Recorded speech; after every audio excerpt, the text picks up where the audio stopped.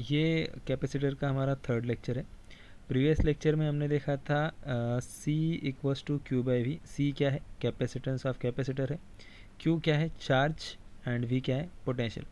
तो हमने क्या किया था, एक बॉडी कंसिडर की थी और हमने क्या किया था, उसको चार्जेस दिए थे और हमने देखा था कि कर्व शेप पे ज़्यादा चार्जेस आते हैं और फ्लैट शेप पे थोड़े कम चार्जेस आते हैं। ये चीज़ हमने प्रीवियस लेक्चर में देखी थी। ओके, अब हम चाहते हैं कि इस बॉडी में मैक्सिमम कितना चार्ज हम भर सकते हैं। क्या चाहते हैं हम? इस बॉडी में मैक्सिमम से मैक्सिमम चार्ज भरना चाहते हैं। और हम ये क्यों चाहते हैं? हम ये इसलिए चाहते हैं कि जब भी हम इसे डिस्चार्ज करेंगे तब हमें क्या चाहिए? मैक्सिमम चार्जेस रिटर्न चाहिए। हमारे मैक्सिमम चार्जेस रिटर्न चाहिए। अब देखो, हमें मैक्सिमम चार्जेस भरना है तो हमने फर्स्ट टाइम क्या किया कि मैक्सिमम चार्जेस दिए दिए दिए एंड एक लिमिट के बाद चार्ज बढ़ना बंद हो गया। एक लिमिट के बाद हमने चार्ज दिए तो उसने एयर को ही ब्रेक डाउन किया और अपने को खुद को न्यूट्रलाइज करना चालू कर दिया। जितने चार्ज दिए उतना ब्रेक डाउन हो, जितने चार्ज दिए उतना ब्रेक डाउन हो, ये हो रहा था। तो इसका मतलब उसमें और ज़्यादा चार्जेस नहीं भर रहे थे। अब हमें क्या करना है कि चलो ठीक है, इतने ही चार्जेस भर सकते हैं क्या उससे ज़्यादा चार्ज हम भर सकते हैं उसमें? हाँ, हम थोड़े और चार्जेस भर सकते हैं अगर हमने इस पोटेंशियल को, इस वोल्टेज को अगर हमने कम किया। देखो, हमें पता है चार्ज देने के बाद ई बढ़ता है, ई बढ़ने के बाद वी बढ़ता है। ओके, ये सिचुएशन हमने देखी थी। चार्ज बढ़ने के बाद ई बढ़ेगा, ई बढ़ने के बाद वी बढ़ेगा और ये सिचुएशन वी भी बढ़ रहा था। बट अगर हम किसी तरह अगर हम वी को कम कर सकते तो हमारे क्यू की वैल्यू भी कम हो जाएगी, हमारी क्यू की वैल्यू भी कम हो जाएगी। अब हम में से कोई ये तो नहीं सोच रहा है ना सर वी को अगर हम कम कर देंगे सी की वैल्यू बढ़ जाएगी, ऐसा तो नहीं ना सोच रहा। नहीं, ये कम्प्लीटली गलत सोचना है। वी को अगर हम चेंज करेंगे तो क्यू में चेंजेस आएगा, सी में नहीं आएगा। ओके, तो अगर हमने वी को कम कर दिया तो क्यू की वैल्यू कम हो जाएगी और अगर क्यू की वैल्यू अगर कम होती है तो इसका मतलब हम इसमें और चार्जेस प्लेस कर सकते हैं। समझ में आ रहा है? देखो, एक एग्जांपल बोलता हूँ मैं। सपोज़ ये एक बॉडी है, ओके, और इस बॉडी में एक 10 कूलम चार्ज आ सकते हैं। अब मैंने क्या किया, पोटेंशियल को कम कर दिया तो उसका जो चार्जेस है वो क्या है, 8 कूलम बन गए। एक कंसिडर मतलब 10 से कम बन गए। इसका मतलब मैं उसमें और 2 कूलम चार्ज भर सकता हूँ। ओके, ये कैपेसिटी थी, ये लास्ट, इससे ज़्यादा क्या भर ही नहीं सकते थे हम। ओके, तो हम जब चार्जेस भर रहे थे तो पोटेंशियल भी बढ़ रहा था। बट किसी कारण हम अगर पोटेंशियल को बढ़ने ही ना दे या थोड़ा पोटेंशियल बढ़ने ही ना दे तो हम ज़्यादा से ज़्यादा चार्जेस भर सकते हैं। यही हमारा एक बेसिक ऑब्जेक्टिव है इस पूरे लेक्चर का।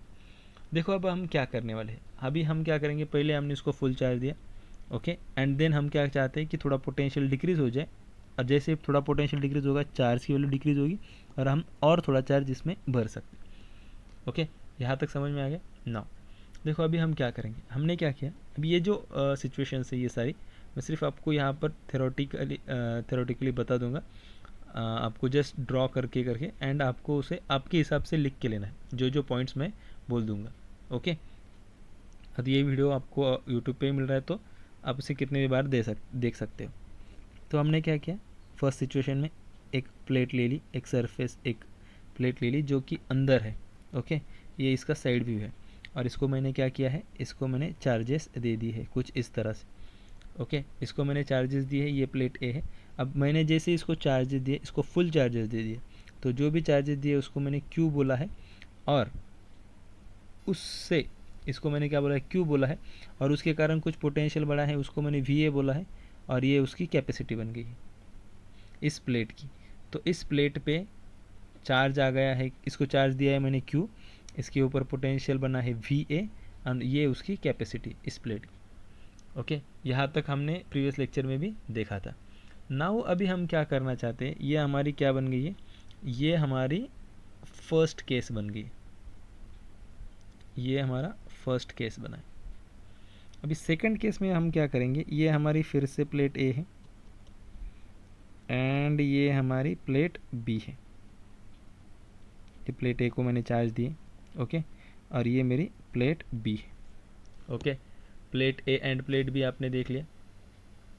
अब जैसे मैंने इस प्लेट को जो चार्जेस दिए थे और इस प्लेट को, ये प्लेट जो है ये भी उसी तरह एक शीट है, एक प्लेट है जो कि अंदर में है, इसका साइड व्यू हमें दिख रहा है। ओके, जैसे मैंने इस प्लेट को इस प्लेट के नज़दीक लाया तो इसके ऊपर कितना कौन सा चार्ज था, पॉजिटिव चार्ज था जो कि हमने दिया था। ओके, और ये चार्जेस यहाँ पर ऐसे दे दिए थे तो वो सरफेस पे आ गए थे। जैसे इस प्लेट को मैंने नज़दीक लाया तो ये सारे चार्जेस यहाँ पर आ गए। ओके, यहाँ पर आ गए, इस तरह यहाँ पर थोड़े शिफ्ट हो गए, और इसके पॉजिटिव चार्जेस के कारण यहाँ पर नेगेटिव चार्जेस इंड्यूस्ड हो गए।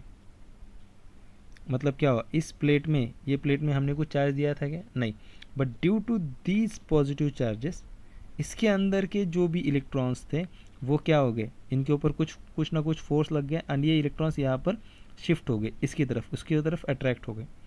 Okay, and one more thing, अब अगर यहाँ से इलेक्ट्रॉन्स यहाँ आ जाते थे तो यहाँ पर पॉजिटिव चार्जेस बन जाते थे।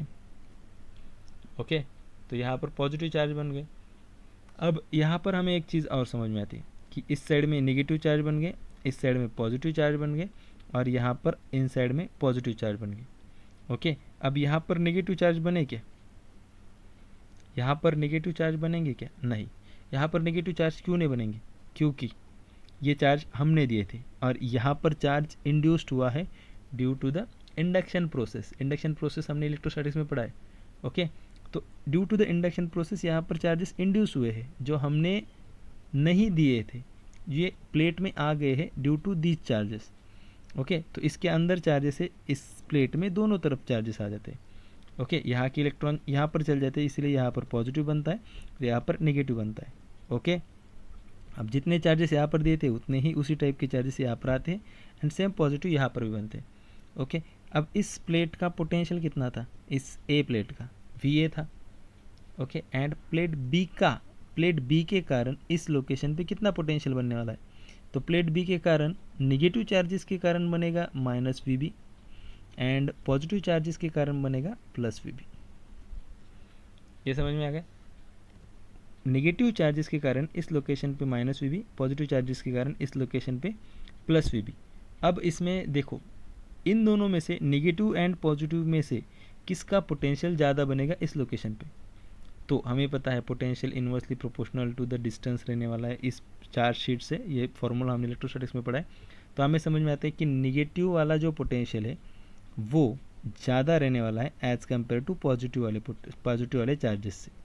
क्यों रहने वाला है, because negative charges is more nearer than positive charges.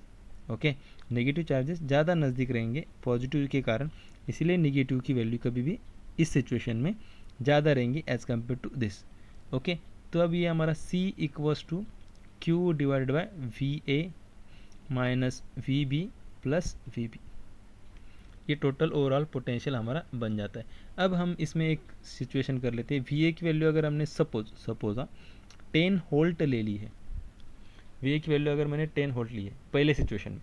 Second case में क्या होता है कि हमने ऐसा कंसिडर किया है कि इस नेगेटिव चार्जेस के कारण जो पोटेंशियल बना है वो 5 वोल्ट है -VB के कारण, एंड +VB के कारण 5 वोल्ट ही बनेगा क्या, नहीं, 5 से कुछ ना कुछ तो कम बनेगा। तो हमने एक सिंपल के लिए 3 वोल्ट ले लिया है। 5 से कम होने वाला ये तो कन्फर्म है, और ये क्यों होने वाला है, क्योंकि ये चार्जेस ज़्यादा दूर है इस चार्जेस से। ओके, तो हमारा ओवरऑल पोटेंशियल कितना बनेगा, Q divide by VA minus VB plus VB, ये हमारा ओवरऑल पोटेंशियल बन गया। एंड अब इसमें अगर हम करके देखेंगे तो 10 माइनस VA की वैल्यू माइनस VB की वैल्यू कितनी है 5 एंड प्लस VB की वैल्यू कितनी है 3, तो ओवरऑल आंसर क्या है 10 - 5 प्लस 3 विच इज़ 8 वोल्ट। तो सेकंड केस में हमारा देखो, फर्स्ट केस में वोल्टेज कितना आया था 10 वोल्ट, सेकंड केस में वोल्टेज कितना आया था 8 वोल्ट। ओके, समझ में आ गया आपको। अब ये हो गई हमारी सेकंड केस, इसको हम बोलेंगे सेकंड केस। ओके, अभी हम क्या करेंगे, थर्ड केस देखेंगे। हम क्या करेंगे अभी,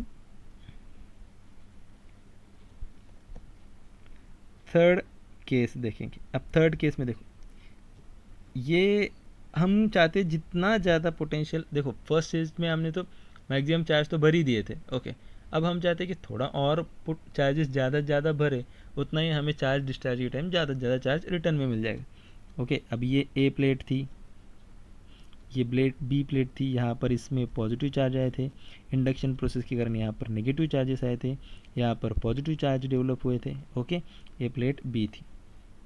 अब हमने क्या किया है, प्लेट बी को आउटसाइड से ग्राउंड किया है, ग्राउंड किया। अब ग्राउंड करने का मतलब क्या रहता है, इसको मैंने आउटसाइड से एक कंडक्टिंग वायर से अर्थ को कनेक्ट किया, एक कंडक्टिंग वायर लिया, यहाँ से यहाँ तक कनेक्ट कर दिया। तो ग्राउंड का अर्थ का पोटेंशियल कितना रहने वाला है, 0। ओके, और यहाँ पर कुछ चार्जेस है, मतलब इनके पास कुछ पोटेंशियल रहने वाला है, तो यहाँ पर हायर पोटेंशियल बनता है, यहाँ पर लोअर पोटेंशियल बनता है। तो ये चार्जेस यहाँ से निकल के यहाँ चले जाएंगे, या हम ऐसे बोल सकते हैं कि यहाँ से इलेक्ट्रॉन्स निकलेंगे एंड इसे न्यूट्रलाइज कर देंगे। समझ में आ रहा है, यहाँ से इलेक्ट्रॉन्स निकलेंगे और इसे न्यूट्रलाइज कर देंगे। तो इससे क्या होने वाला है, इससे ये होने वाला है कि हमारा जो C=, इससे ये होने वाला है कि यहाँ के जो चार्जेस है ये सारे के सारे अगर न्यूट्रलाइज हो जाते हैं तो यहाँ पर कोई चार्ज नहीं बचेगा, तो सिर्फ ये वाले चार्जेस बचेंगे, क्योंकि इलेक्ट्रॉन ने तो इनको प्लस माइनस करके 0 कर दिया। ये प्रोसेस कब तक चलेगी, जब तक इसका भी इस साइड का पोटेंशियल 0 नहीं बनता। अंडरस्टैंड, समझ में आ रहा है क्या, ये प्रोसेस तब तक चलेगी। जैसे ही सारे चार्ज न्यूट्रलाइज हो जाएंगे तो ठीक है, कोई बात नहीं। तो इसमें अब एक चीज़ होगी कि Q divided by VA minus VB ही बचा है। C=Q divide by VA minus VB ही बचा है। इसका मतलब अगर हम फिर से देखेंगे तो VA की वैल्यू हमने 10 रखी थी, अब 5 बचेगी, तो हमारा थर्ड केस में VA की वैल्यू कितनी बची है, 5 वोल्ट बची है। फर्स्ट केस में 10, सेकंड में 8 और थर्ड में 5। मतलब हम जितना इसको V को हम जितना ज़्यादा कम करना चाहते, जितना ज़्यादा कम कर सकते उतना कर रहे। ओके, एक एक ट्रिक लगा के।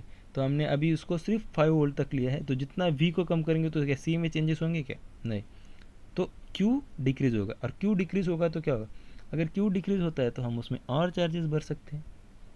अंडरस्टैंड, तो उसमें और चार्जेस भर सकते हैं। अब यहाँ तक थर्ड केस में हम आ गए थे। ओके, तो थर्ड केस में हमारा फॉर्मूला बनता C=Q divide by VA minus VB। Okay, अब फोर्थ केस देखो क्या आती है।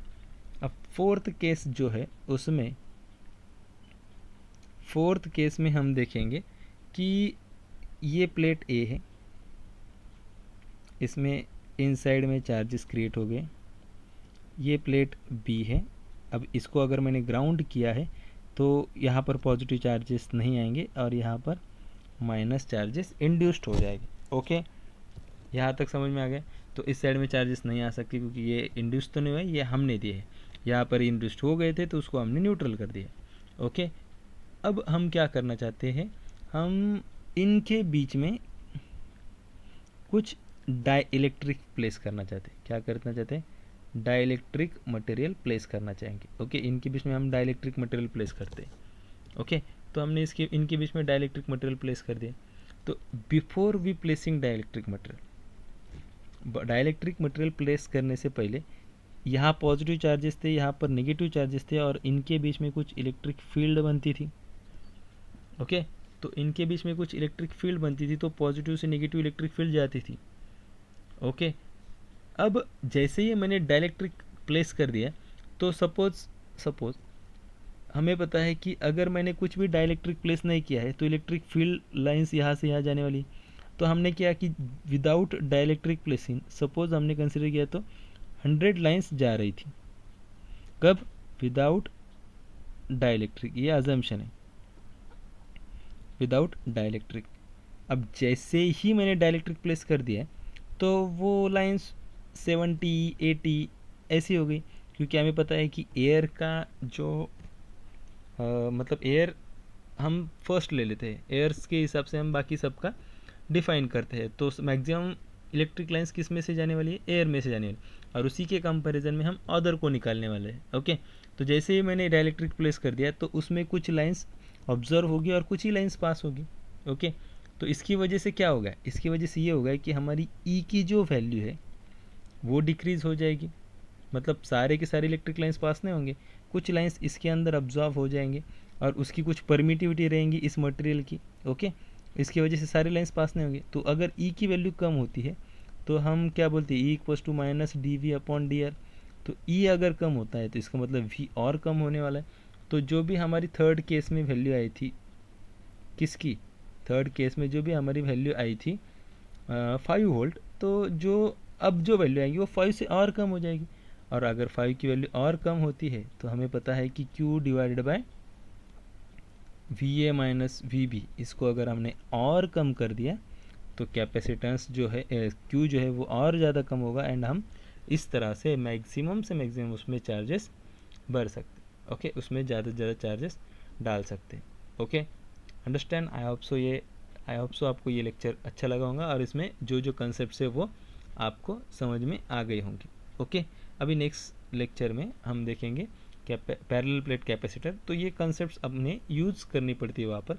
तो एक बार मैं आपको इसका एक छोटा सा रिवीजन दे देता हूँ एंड इसको हम यहीं पर फिनिश कर देंगे। फर्स्ट केस में हमने क्या किया था, सिर्फ एक प्लेट ले ली थी जिसका एक सी उसको चार्जेस दिए थे Q डिवाइड बाई VA, ये 10 वोल्ट बनता था। देन सेकंड केस में हमने क्या किया था, यहाँ पर नेगेटिव चार्जेस इंड्यूस्ड हुए थे, यहाँ पर पॉजिटिव। ओके, इसका चार्जेस ज़्यादा आता है, इसका कम आता है, तो फॉर्मूला बना था Q divide by VA minus VB plus VB। Third case में हमने इसको ग्राउंड कर दिया था, एंड फोर्थ केस में हमने उसमें डाइलेक्ट्रिक डाला था। ओके, तो हम थोड़ा सा डाइलेक्ट्रिक का भी बाद में देख लेंगे एग्जैक्ट क्या होता है, किस तरह वो लाइंस रहती है, क्या सही में लाइंस कम होती है नहीं होती है। ये एक जस्ट एग्जाम्पल है, अभी फ़िलहाल के लिए इसको मत देखो। ओके, हमने सिर्फ यही बताया कि इसमें इलेक्ट्रिक फील्ड लाइंस कम होने वाली इस सिचुएशन में। ओके, बाहर जाके इलेक्ट्रिक फील्ड लाइन क्या होने वाली है, क्या होता है क्या नहीं, वो हम नेक्स्ट लेक्चर्स में आने वाले देखेंगे। तो फिलहाल के लिए बस आपको इतना याद रखना है। Thank you. अगर आपको लेक्चर अच्छा लगता है लाइक करो, सब्सक्राइब करो एंड ज़्यादा से ज़्यादा बच्चों को शेयर करो। Have a great day.